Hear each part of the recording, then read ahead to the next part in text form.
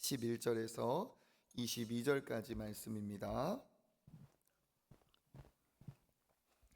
교독하고 마지막 절 같이 읽겠습니다. 대적들이 시온에서 부녀들을, 유다 각 성읍에서 처녀들을 욕보였나이다.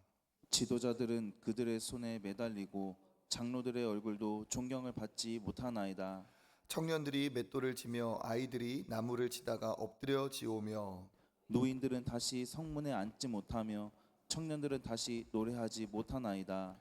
우리의 마음에는 기쁨이 그쳤고 우리의 춤은 변하여 슬픔이 되었사오며 우리의 머리에서는 면류관이 떨어졌사오니 오호라 우리의 범죄 때문이니이다.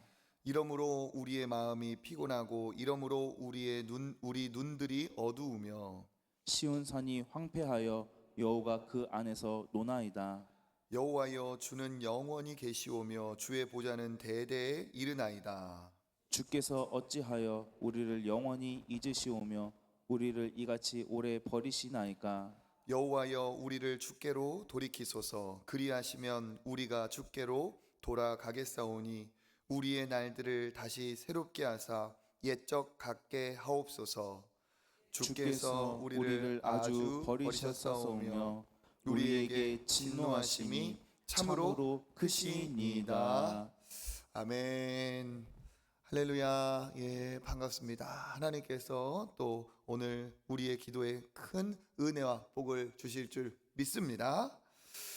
에레미야에서 에레미야애가 마지막 대목 오늘 보고 있습니다. 계속하여서 에레미야는 하나님 앞에 정말 아픔이 있고 고통이 있는 자기 민족을 향하여 탄식하면서 하나님 앞에 기도하고 있습니다. 오늘 읽은 5장 11절부터 14절까지는 각 대상들을 열거하면서 얼마나 온 세대가 빠짐없이 전부 다 이 어려운 때 고통을 당하는지를 이야기하고 있습니다. 우리 11절 한번 읽어보겠습니다. 대적들이 시온에서부터 부녀들을, 유다 각 성읍에서 처녀들을 욕보였나이다. 아멘. 대적들이 이제 침범을 하여서 온 나라를 어지럽게 하고 고통에 빠뜨린 상황입니다. 여기에서 제일 먼저 부녀들, 처녀들을 이야기하고 있습니다. 나라가 어려움을 당할 때 약자들이 더 큰 고통을 당하지만 그 중에서 제일 고통을 당하는 그 대상을 꼽으라고 하면 여인들을 꼽을 수가 있죠. 지금도 전쟁이 일어나는 곳에서 들리는 안타까운 소식들이 이와 같습니다. 부녀들을, 처녀들을 욕보였나이다. 어떤 상황이 지금 그려지는지 다 알고 계실 겁니다. 정말 여인으로서 자기의 몸을 스스로 지키지 못하는 안타까운 상황이고, 그리고 부녀라고 한다면 남편이 있을 것이고 처녀라고 한다면 그 아버지가 있을 텐데 전혀 자기 아내를, 자기 딸을 지킬 수 없는 그러한 비참한 상황입니다. 그 비참한 상황에 여인들은 정말 그 이방의 그 군대, 그 사내들로 자기의 정말 몸을 욕보이는 그런 안타까운 상황이 있습니다. 그뿐만이 아니죠. 12절에 보니까 지도자들은 그들의 손에서 매달렸다는 것은 어떻게 하면 어떤 의미일까요? 지도자들이면 제일 높은 곳에 있는 사람인데 매달렸다는 건 제일 끄트머리가 되었다는 뜻이고, 또 이것을 조금 우리가 한 걸음 더 해석을 해보면 지도자들은 다 어떻게 해요? 죽임을 당하는 거죠. 그러니까 매달렸다는 것은 목이 매달렸다든지 아니면은 정말 참수를 당해서 목이 걸렸다든지 하는 비참한 죽음의 상태를 이야기하고 있습니다. 장로들의 얼굴도 존경을 받지 못하나이다. 여기 장로들은 존경을 받는 그러한 그 한 나라의 한 그 지역의 그런 유지들이고 정말 그런 지혜로운 분들이라 할 수 있는데, 그들이 존경받지 못하고 정말 비참한 천대를 받는 그런 상황을 얘기하고 있습니다. 13절에 보면 청년들은 맷돌을 진다 하고 있습니다. 당시에 맷돌은 힘이 들어가는 거기 때문에 동물들이, 우리 연자 맷돌 하는 것처럼 동물들이 그것을 끌었죠. 그러니까 청년들이 동물처럼 비참하게 여김을 받으면서 그렇게 고된 노역에 시달린다 하는 겁니다. 아이들도 마찬가지입니다. 아이들이 나무를 지다가 엎드려 지오며, 지금도 정말 비참한 그런 나라들 보면 아이들이 배우고 정말 사랑받지 못하고 어떻게 합니까? 다 노동 현장에서 정말 비참하게 고통을 당하는 아이들, 그 노동의 착취의 현장에 있는 아이들이 있습니다. 그런 것처럼 청년들은 맷돌을 쥐고 아이들은 나무를 지다가 엎드려지는 그런 고통스러운 상황입니다. 14절에 보면 노인들은 다시 성문에 앉지 못하며, 성문은 그 당시에 많은 사람들이 오고 가는 자리이고 또 거기에서 또 많은 좋은 여러 가지 양건이 이루어지는 그러한 장소입니다. 노인들이 성문에 앉지 못한다는 것은 노인들이 홀대를 받고 존경받지 못하는 그런 상황이고, 청년들은 다시 노래하지 못한다. 청년이 다시 나오고 있습니다. 청년들의 특징이 뭡니까? 웃음이 많고 정말 즐거움이 넘치는, 기력이 넘치는 때인데, 청년들은 다시 노래 한 구절을 하지 못하는 그런 비참한 고통 속에 있다 하는 상황입니다. 그러니까 11절부터 14절은 어떤 뜻입니까?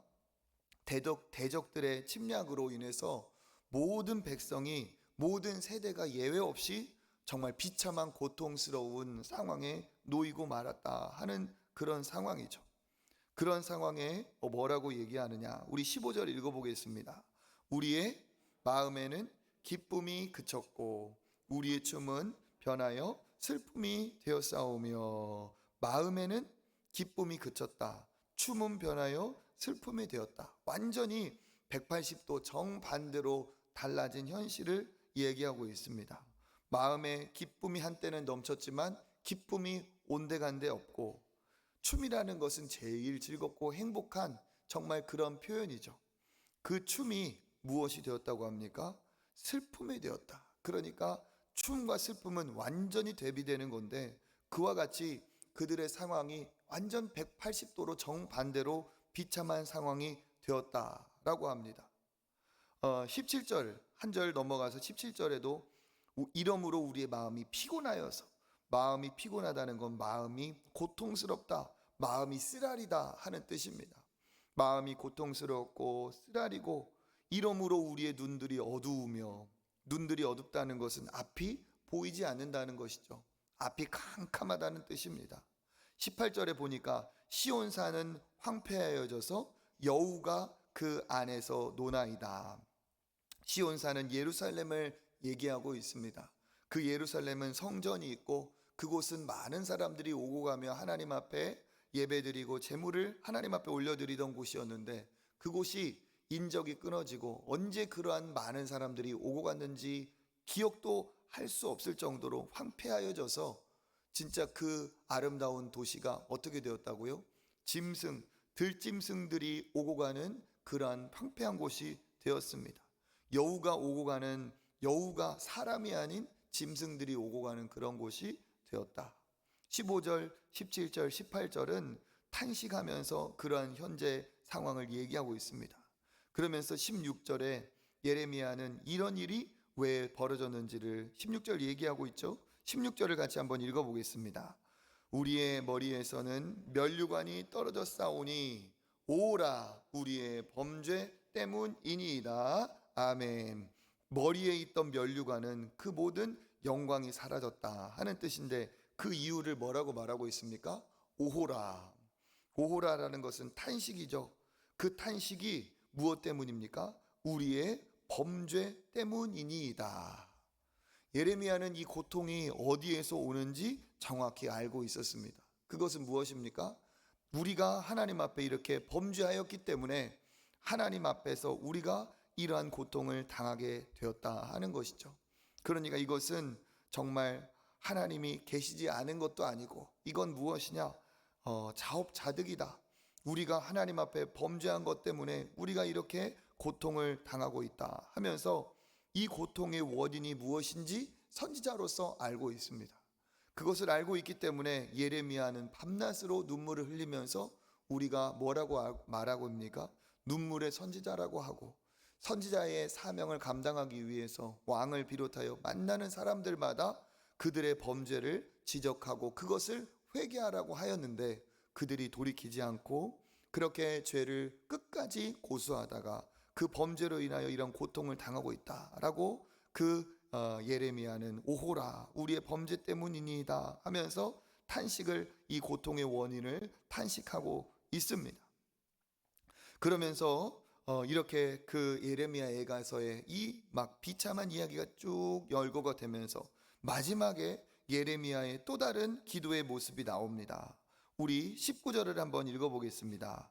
여호와여 주는 영원히 계시오며 주의 보좌는 대대에 이르나이다. 아멘. 여기에서 정말 놀라운 고백이 나오는 거죠. 우리의 범죄 때문에 이렇게 우리가 황폐하여졌고 마음은 쓰라리고 눈은 캄캄하여 보이지 않는다라고 하면서 19절에 하나님을 찬양하는 한 구절이 나오고 있습니다. 여호와여 주는 영원히 계시오며 주의 보좌는 대대에 이르나이다. 여전히 예레미야는 하나님을 찬양하고 있습니다. 자기의 상황은 하나님을 찬양할 수 있는 상황이 아닌데도 불구하고 하나님을 찬양하고 있습니다. 왜 그럴까요? 자기의 상황과 상관없이 하나님은 동일하게 찬양을 받으실 하나님이시기 때문에, 하나님은 여전히 위대하시고 전능하신 하나님이기 때문에 우리에게 이와 같은 심판과 벌을 내리신 것도 하나님의 전능하심 안에 있기 때문에, 그 바벨론을 사용하신 것도 하나님의 능력이기 때문에 하나님은 여전히 하나님이시고 여전히 위대하신 하나님이시기 때문에 그 하나님을 찬양하고 있습니다. 우리가 힘들고 어렵다고 해서, 우리에게 고난이 닥쳐온다고 해서 하나님이 힘이 빠지고 하나님이 안 계신 게 아니죠. 여전히 그 상황에도 하나님은 존재하고 계시고 하나님은 일하고 계시는 줄 믿습니다. 그렇기 때문에 이 예레미야는 그 하나님의 변함없는 그 위대하심을 찬양하는 거죠. 그리고 또 무엇입니까? 이 예레미야 그 선지자로서 변치 않는 그의 신앙을 우리가 볼 수 있어요. 이게 정말 대단한 것이죠. 우리가 힘들 때 정말 하나님을 찬양하는 건 이건 보통 일이 아닙니다. 힘들고 어려울 때, 아플 때, 고통 중에 어려울 때, 그때 하나님을 누가 찬양할 수 있겠습니까? 그때는 분노할 수 있고 우리가 회의에 빠질 수도 있고 하나님 앞에 막 이렇게 우리가 항변을 할 수 있어요.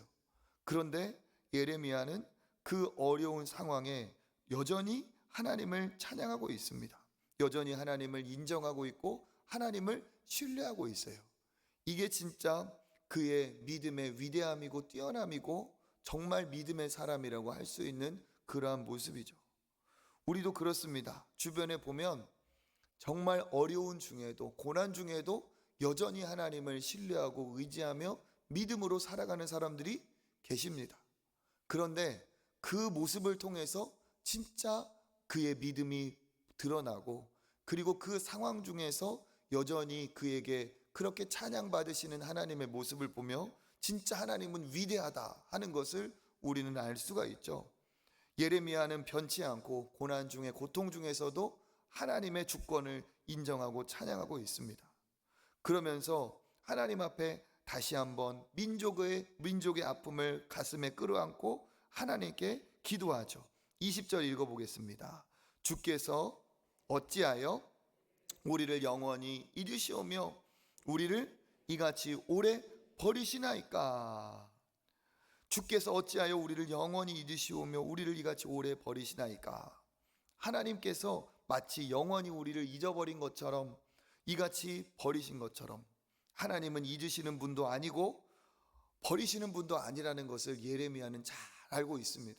그렇지만 지금 상황이 너무 힘들기 때문에 그 하나님을 찬양할 수밖에 없지만, 동시에 하나님이 우리를 잊으신 것처럼 우리를 버리신 것 같은 그런 한탄에 자기의 민족의 아픔을 끌어안고 기도하고 있습니다.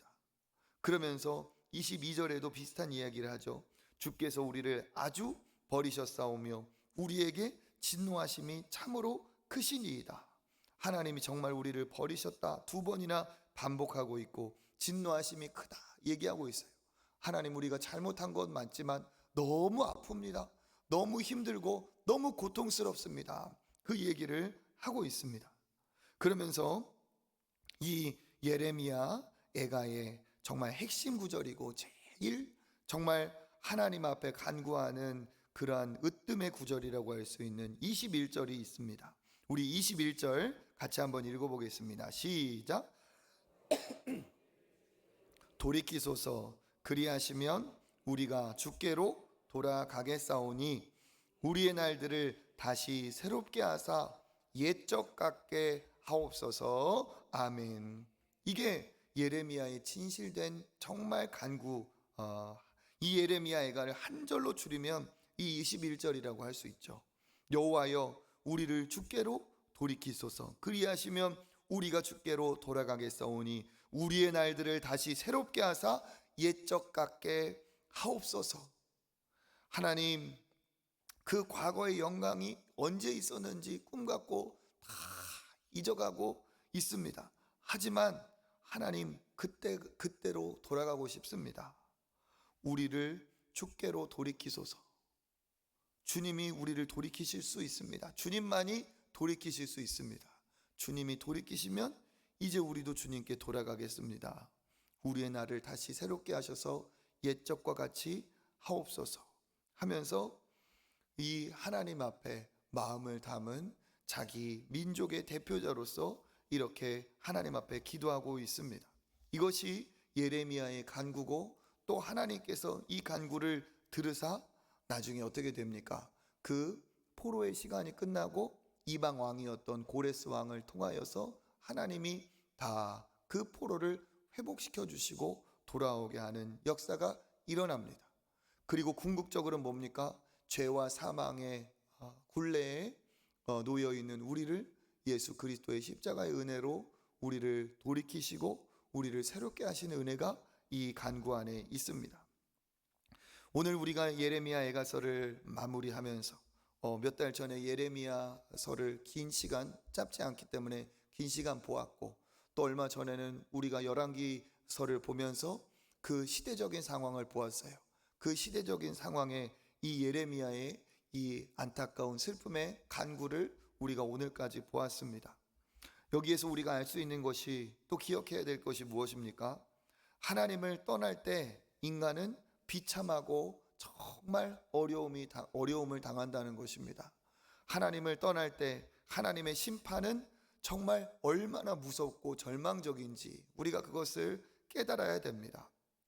하나님이 치시면 정말 그것보다 비참한 것이 없어요. 특별히 이 이스라엘은 하나님이 택하신 나라인데 하나님을 떠나버리니까 하나님이 그 나라를 치셔서 바벨론으로 완전히 황폐하게 하셨습니다. 그러니까 나라가 망해버린 겁니다. 나라가 망해버리면 성한 사람이 한 사람도 있을 수가 없습니다. 나라가 망했는데 뭐 제대로 된 사람이 있겠습니까? 배를 타고 있는데 그 배 안에 여러 종류의 사람이 있다 하면, 그 배가 침몰했다면 그 배 안에 남아있는 사람 중에 성한 사람이 누가 있겠습니까? 나라가 망하면, 나라가 흔들리면 이와 같이 그 나라에 속한 모든 사람이 고통을 당할 수밖에 없습니다. 그렇기 때문에 우리가 여기에서 깨달을 수 있는 것이 무엇입니까? 이 나라가 하나님의 뜻 안에 있다는 것이 얼마나, 하나님의 보호 안에 있다는 것이 얼마나 감사한가, 이것을 깨달아야 될 것이고, 이 나라를 지켜주시는 하나님께 감사해야 될 것이고, 그리고 우리가 진짜 믿음의 사람이라고 한다면 우리나라를 생각할 수 있는 신앙인이 되어야 한다는 거죠. 나라가 망할 때 오늘 본 것처럼 여인들이, 처녀들이, 노인들이, 아이들이, 청년들이 얼마나 비참한 일을 당하고 있습니까? 상상을 해봐도 그것이 얼마나 비참한지 우리가 헤아릴 수가 없습니다. 그래서 우리는 더 어떻게 해야 됩니까? 이기적인 태도를 버리고 나라를 위해서 예레미야와 같이 기도할 수 있고 이 나라를 위하여 애쓰는 우리가 되어야 될 줄 믿습니다. 신앙인이 나라를 위해 기도하지 않으면 누가 나라를 위해 기도하겠습니까? 신앙인은 이기적인 태도를 버리고 나만을 위한 태도를 버리는 것이 이게 합당합니다. 아무리 신앙인이라 할지라도 나만을 생각하고 내 안전, 내 건강, 내 가족 그것만 위해서 기도한다면 하나님 앞에 절반짜리밖에 50점 이상 받을 수가 없습니다. 왜? 하나님은 우리를 공동체로 부르셨고 공동체를 위하여 부르셨습니다. 예레미야가 자기만을 위해 간구하고 탄식한 것이 아니라 나라를 위하여 탄식하고 있죠. 우리 역시 진짜 믿음의 사람이라고 한다면 나라가 망할 때 이 비참함을 깨달아서 우리 역시도 일제강점기가 있었고 가까이에는 6.25 전쟁이 있었고 그 피폐하던 시절이 있었습니다. 지금 이렇게 안전하게 지금 이렇게 부강하게 살게 된 것은 얼마나 큰 하나님의 은혜인 줄 모릅니다.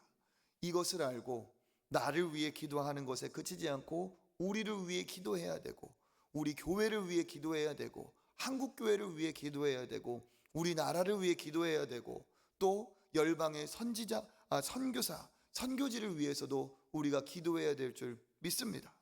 언제 기도해야 됩니까? 다 위기가 와서 멸망한 다음에 기도하면 뭐 하겠습니까? 위기가 오기 전에 나라가 망하기 전에 나라를 위해서 기도하는 것이 이게 진짜 믿음의 사람의 자세인 줄 믿습니다. 자유롭게 뜨겁게 부르짖을 수 있을 때 우리가 하나님 앞에 기도해야 되겠죠. 버려야 될 태도가 무엇입니까? 대안이 없는 비판과 조소 이런 것은 버려야 됩니다. 어제도 저를 비롯하여 버스 2대가 다녀왔어요. 서울에. 왜 갔습니까? 나라를 위해 기도하고 함께 예배드리기 위해서 갔습니다. 제가 예전에 사역했던 교회에 오니까 버스 번호가 68번째 버스가 왔어요. 그러면 몇천 명이 왔다는 거예요. 그렇게 나라를 위해 기도하고 예배드리기 위해서 갔어요. 가서 어떠한 정치인들 한 명 나오지 않았고 그 성이 포괄적으로 하는 그 법이 통과된 나라에서 어떠한 일이 벌어지고 있는지 미국에서 독일에서 그 영국에서 우리가 겪는 고통을 그들이 얘기하면서 한국교회가 일어나기를 원한다. 한국교회가 이러한 악한 이 파도를 막아내기를 바란다 하면서 말씀을 듣고 기도하고 그거밖에 없었어요.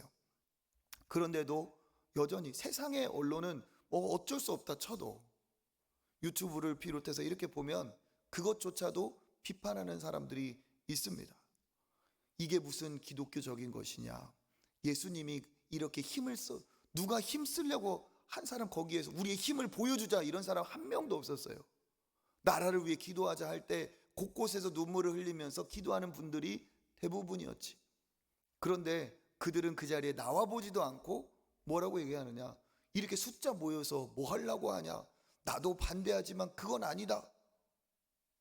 대안이 없는 비판. 그건 바리새인들이 하는 자기 의나 마찬가지입니다. 그렇게 비판하는 그들이 그럼 뭐 할 거예요? 금식하면서라도 예레미야처럼 눈물 흘리면서라도 그럼 나라를 위해 기도해야지. 아무 대안도 없이 그것은 하나님이 기뻐하시는 모습이 아닙니다. 우리는 하나님 앞에 믿음으로 사는 사람이지 말만 하는 사람이 아니죠. 예수님도 어떻게 하셨어요? 예수님도 아닌 건 아니라고 단호하게 얘기하셨어요.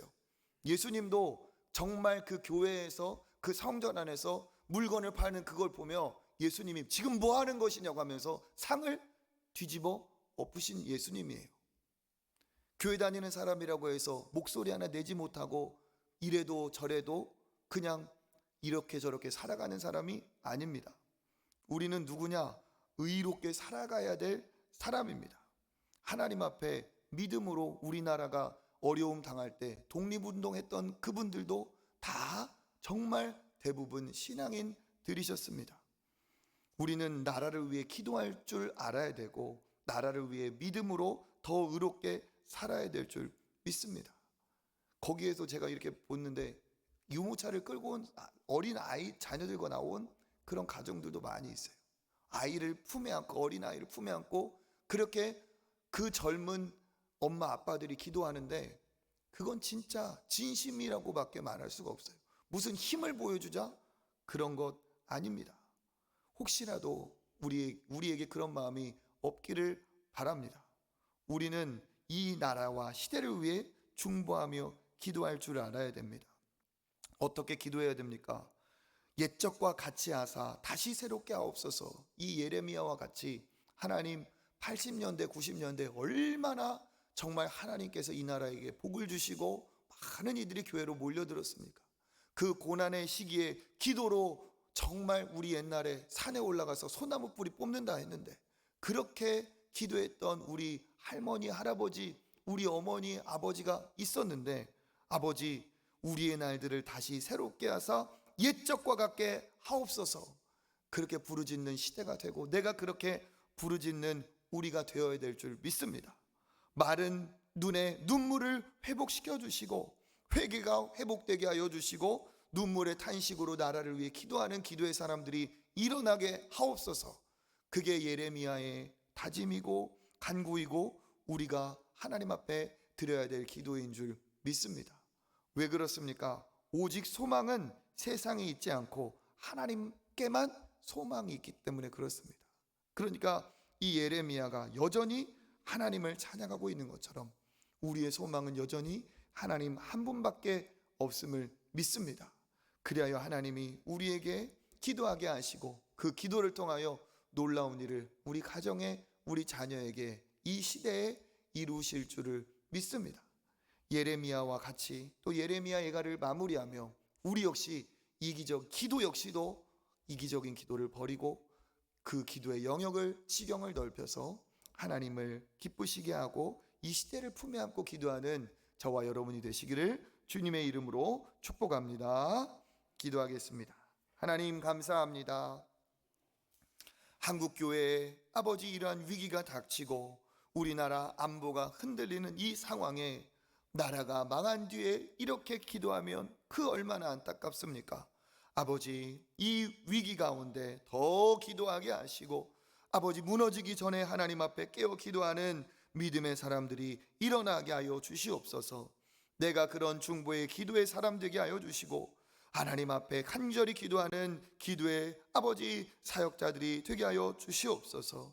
마른 눈이 아버지 하나님 다시 마른 눈에 눈물이 흘러나게 하시고 하나님 앞에 나라를 위해 가슴치며 애통하며 기도하는 기도의 선지자와 같은 기도의 사람들이 일어나게 하여 주옵소서.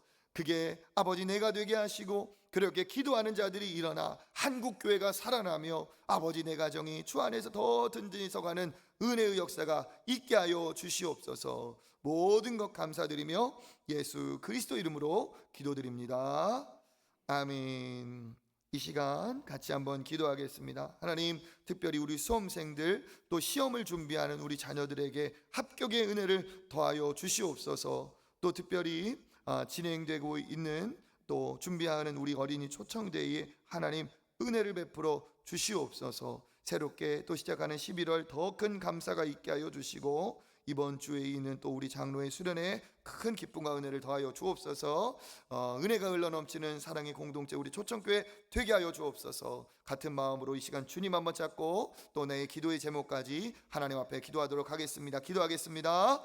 주여